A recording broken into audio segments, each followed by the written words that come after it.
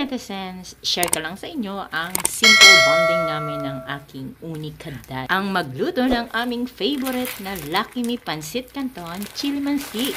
Mura na, masarap pa. Napakadaling ihanda ito. At kayang-kaya ito ng mga pamilyang hindi kayang pumunta sa mga fast food chains na sikat. Dahil sobrang mahal na talaga ngayon ang pumunta sa mga fast food chains. At syempre, samahan nyo na rin ng malamig at napakasarap na Coca-Cola. Mga netizens, ano ang ginagawa nyong banding kapag wala kayong pasok sa trabaho? Bihira lang talaga kaming mamasyal sa labas, katulad ng pupunta kami sa mall. Unang-una kasi magastos. At saka yung biyahe, sobrang traffic. Maganda yun kapag may sasakyan ka, walang problema.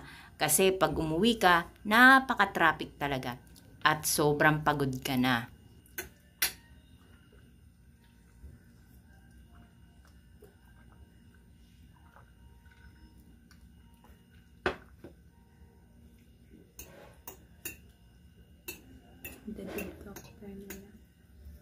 Meron pa ba yun?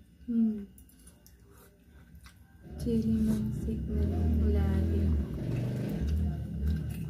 Pag ano kasi, yung, di ba may matamis pa yun? Oo, yung spaghetti ata yun. Hindi Pizza.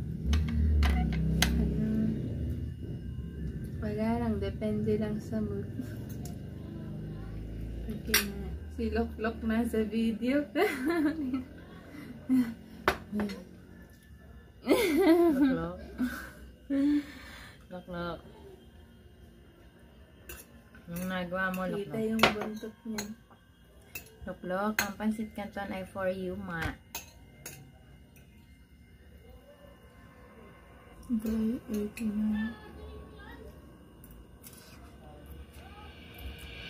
Habang kumakain nga kami ng aming simple at masarap na merienda, syempre sinasamahan na rin namin ang panunood ng movie. Ang apps na to ay libre. Ito ay ang Loklok app. Hindi katulad ng Netflix na kailangan mong magbayad monthly. Pero dito, libre kang makakapanood ng action, drama, comedy, horror, at sa mga mahilig manood dyan ng K-drama. Thank you so much netizens sa pagsama sa aking A Day in My Life. Bye!